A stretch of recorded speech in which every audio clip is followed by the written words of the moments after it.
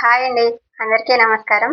హనుమంతుని జీవిత చరిత్రలో భాగంగా ఈ వీడియోలో మరికొన్ని ఘట్టాలను తెలుసుకోబోతున్నాము.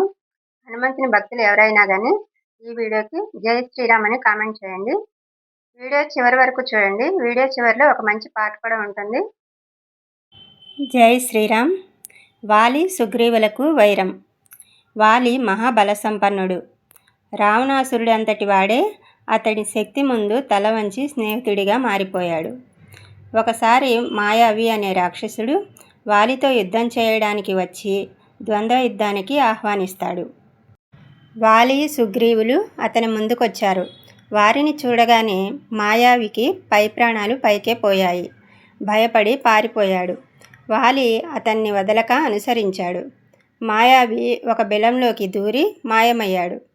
వాలి సుగ్రీవునితో, "నువ్వు ఇక్కడే నా కోసం వేచి ఉండు.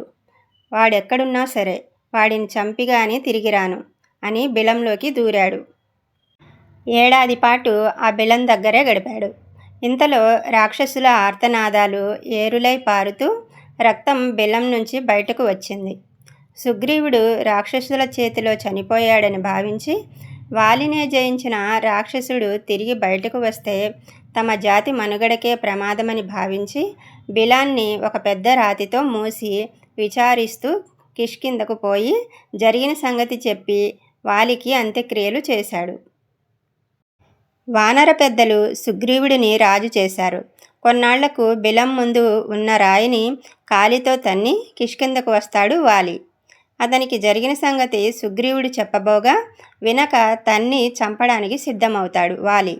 ఇక అక్కడ ఉంటే ప్రమాదమని భావించి సుగ్రీవుడు అరణ్యాలకు పారిపోతాడు. తన జాడ వాలికి తెలిసినప్పుడల్లా వేరే తావుకు పారిపోయి తలదాచుకునేవాడు. అతనికి కష్టకాలంలో ఉన్న 4 మంత్రులలో హనుమంతుడు ఒకడు. హనుమంతుడి మంత్రిత్వం. నిజానికి వాలి కంటే హనుమంతుడు బలవంతుడు. మునుల శాపం వల్ల తన బలం గుర్తురానందువల్ల అతను సుగ్రీవునితో పాటు అడవుల్లోకి పారిపోవలసి వచ్చింది. ప్రతిరోజు ప్రాణభయంతో విలపిస్తున్న సుగ్రీవుడితో ఒకరోజు ఇలా అన్నాడు: "మీ అన్న ఒకసారి దుందుబి అన్న రాక్షసుడిని చంపాడు. వాలి అతన్ని ఎత్తి పడవేయగా ఋష్యశృంగ పర్వతం మీద తపస్సు చేస్తున్న మతంగ మహర్షి మీద ఆ కళేబరం పడింది. కోపంతో మతంగముని ఈ పర్వతానికి వాలి వస్తే తల పగిలి చస్తావని శపించాడు. మీ అన్న ఇక్కడకు రాడు, మనం అక్కడ ఉండడం ఎంతో క్షేమం" అని హనుమంతుడు సుగ్రీవునికి చెప్పారు. ఆ సలహా సుగ్రీవునికి నచ్చింది. హనుమంతుడిని మెచ్చుకొని అక్కడ సుఖంగా ఉండసాగాడు. రామలక్ష్మణులతో స్నేహం. రామలక్ష్మణులు అడవిలో ఉంటుండగా సీతను రావణుడు అపహరించుకొని లంకకు తీసుకొని పోతాడు. ఆమె జాడకై వెతుకుతూ వారు ఆ పర్వతాన్ని చేరుకుంటారు. వారిని చూసి వాలి తన కోసం 2 వీరులను పంపించాడని భావించి సుగ్రీవుడు హనుమంతుడిని వెళ్ళి సంగతి కనుక్కోమని కోరాడు. హనుమంతుడు భిక్షవుగా రూపం మార్చుకొని రామలక్ష్మణులకు అతిథి పూజ చేసి, "అయ్యా, మీరు మహాపురుషులని చూస్తేనే తెలుస్తోంది. ధనుర్భారులై ఇక్కడ సంచరించడానికి కారణం ఏమిటి? నేను సుగ్రీవుడి మంత్రిని, వానరుడిని, కామరూప విద్య తెలిసిన వాడిని కావటాన ఈ రూపంలోకి మారాను." అందుకు రాముడు ప్రేమతో "హనుమా" అని పిలిచాడు. వెంటనే హనుమ రాముడికి పాదాభివందనం చేసి నిజరూపం ధరిస్తాడు. అప్పుడు రాముడు, "చూశావా లక్ష్మణ, మనమే సుగ్రీవుని కలవాలని భావించాం. అతని దూత మన వద్దకు వచ్చాడు. ఇతడి సంభాషణలో ఒక్క అపశృతి లేదు. మహావ్యాకరణ పండితుడని తెలుస్తోంది.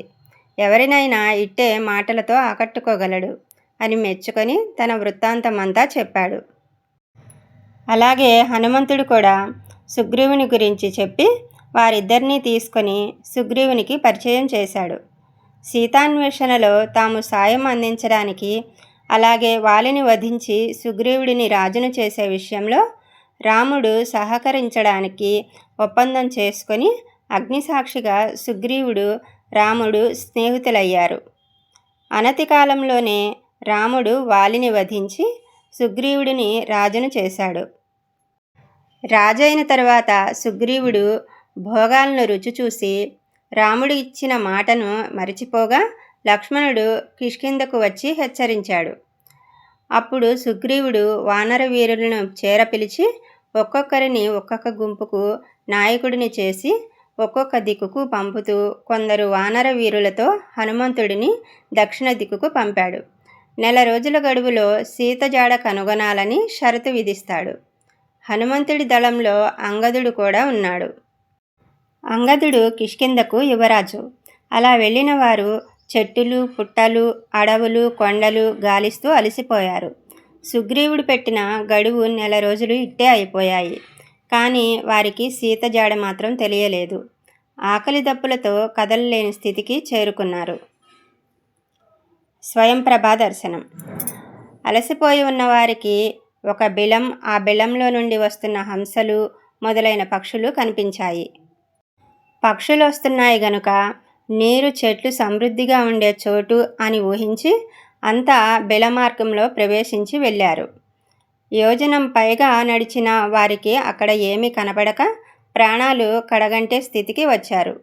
అలా దీనంగా ఉన్న వేళ వారికి ఒక అద్భుతమైన పూల గుత్తెలు, విమానాలు, బంగారు సోపానాలు కలిగిన మణిమయ మండపాలు, స్వర్ణవర్ణంతో ఉన్న తాబేళ్లు, చేపలు, నిర్మలమైన నీరు, పళ్ళు ఉన్న స్థలం కనిపించింది. అక్కడ అగ్నిలా ప్రకాశిస్తున్న ఒక తపస్విని ఉంది. హనుమంతుడు ఆమెకు చేతులెత్తి నమస్కరించి తమ వృత్తాంతం చెప్పుకున్నాడు. ఆమె వారికి ఆతిథ్యం ఇచ్చి తన పేరు స్వయంప్రభ అని, హేమ స్నేహితురాలినని, ఇది విశ్వకర్మ నిర్మించిన ప్రదేశమని, ఇక్కడికి వచ్చిన వారు తిరిగి పోలేరని చెప్పి వానరులపై దయతో బిలం దాటించి వారికి పరిసరాల వివరాలు తెలిపి జాగ్రత్తలు చెప్పింది. వారు బయటకు వచ్చి సీతను చెప్పిన గడువులో వెతికి గుర్తించలేనందుకు చండశాసనుడైన సుగ్రీవుడు మరణదండన విధించి తీరుతాడు గనక ఇలా ఆకలి దప్పులతో మరణించడమే మంచిదనిపించింది. వానరమూకను సంపాతి అనే పక్షి గమనించి చాలా కాలానికి తనకు ఆహారం సమృద్ధిగా దొరికిందని వారితో అవి భక్షించడానికి పూనుకున్నది. అప్పుడు అంగదుడు హనుమతో, చూశావా హనుమ, జటాయువులా మనకు దురదృష్టకరమైన మరణం రాసిపెట్టి ఉన్నది అన్నాడు. సంపాతికి జటాయువు సోదరుడు. సంపాతి వారితో, ఓయి జటాయువును నీవు ఎరుగుదవా అని ఆసక్తిగా అడిగింది. అప్పుడు హనుమ సీతాన్వేషణం దాకా మొత్తం కథను చెప్పాడు. అది విని సంపాతి, నాయనా, జటాయువు నా సోదరుడు. అతని మరణానికి కారణమైన రావణుడిపై వృద్ధుడనై సూర్యతాపం వలన రెక్కలు కాలినందున పగ తీర్చుకొనలేను. కానీ నాకు యోజనాల దూరం ఇక్కడి నుంచే చూసే శక్తి ఉన్నది. సీత సముద్రానికి ఆవల విషన్నవదనలై లంకానగరంలోకి అశోక వృక్షం కింద భర్త కోసం విలపిస్తున్నది. సముద్రాన్ని దాటి వెళ్ళి ఆమెను రక్షించండి అన్నాడు.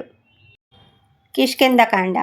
వాలి సుగ్రీవుల మధ్య ఏర్పడిన వైరం కారణంగా సుగ్రీవుడు తన ఆంతరంగికులైన హనుమదాదులతో సహా ఋష్యముఖ పర్వతముపై తలదాచుకొనెను. రావణాసురుడు అపహరించిన సీతను వెదకుచు రామలక్ష్మణుడు ఆ ప్రాంతమునకు వచ్చిరి. హనుమంతుడు వారి వద్దకు వెళ్ళి పరిచయం చేసుకొని వారిని తన భుజములపై ఎక్కించుకొని సుగ్రీవుని వద్దకు తీసుకొని వెళ్ళి వారికి మైత్రి కూర్చెను. రాముని చేత వాలి హతుడవగా సుగ్రీవుడు వానర రాజయ్యను. సీతను వెదకడానికి సుగ్రీవుడు నలుదిశలకు వానర వీరులను పంపెను. అలా వెళ్ళిన వారిలో దక్షిణ దిశగా వెళ్ళిన అంగదుని నాయకత్వంలోని బృందంలో హనుమంతుడు, జాంబవంతుడు, నలుడు, నీలుడు వంటి మహావీరులున్నారు. వారు దక్షిణ దిశలో అనేక శ్రమల కోర్చి వెళ్ళిన సీత జాడ తెలియరాలేదు. చివరకు స్వయంప్రభ అనే తపస్విని సహాయంతో దక్షిణ సముద్ర తీరం చేరుకున్నారు. ఆ తర్వాత ఏమి చేయాలో పాలుపోక హతాశులై ఉన్న వారికి సంపాతి అనే జటాయువు అన్న అయిన గృద్ధరాజు సీతను రావణాసురుడు లంకలో బంధించి ఉంచాడని చెప్పాడు. ఇక 100 యోజనాల విస్తారమున్న సముద్రాన్ని ఎలా దాటాలన్న ప్రశ్న తలెత్తింది. చివరకు జాంబవంతుడు హనుమంతుడే ఈ పనికి తగినవాడని, తన శక్తి తనకు తెలియదు గనుక హనుమంతుడు మౌనంగా ఉన్నాడని చెప్పాడు. ఆ ఆపద నుంచి అందరినీ కాపాడడానికి హనుమంతునికే సాధ్యమని చెప్పాడు. హనుమంతుడు పర్వతాల సముద్రంలా పొంగిపోయాడు. 100 ఆమడల వారాసిని గోపదంలా దాటేస్తానని, సీతను చూసి వస్తానని అందరికీ ధైర్యం చెప్పి మహేంద్రగిరి పైకెక్కాడు. జై శ్రీరామ్. చల్లని రామయ్య చక్కని సీతమ్మ కొలువున్నలో గిలి కోవెలైనమ్మ మా కోవెలైనమ్మ. చల్లని రామయ్య చక్కని సీతమ్మ కొలువున్నలో గిలి కోవెలైనమ్మ మా కోవెలైనమ్మ. శ్రీరాముడు మన్నయ్య సీతమ్మ మా వదిన కొలువున్నలో గిలి కోవెలైనమ్మ మా కోవెలైనమ్మ. చల్లని రామయ్య చక్కని సీతమ్మ కొలువున్నలో గిలి కోవెలైనమ్మ మా కోవెలైనమ్మ. Thank you for watching.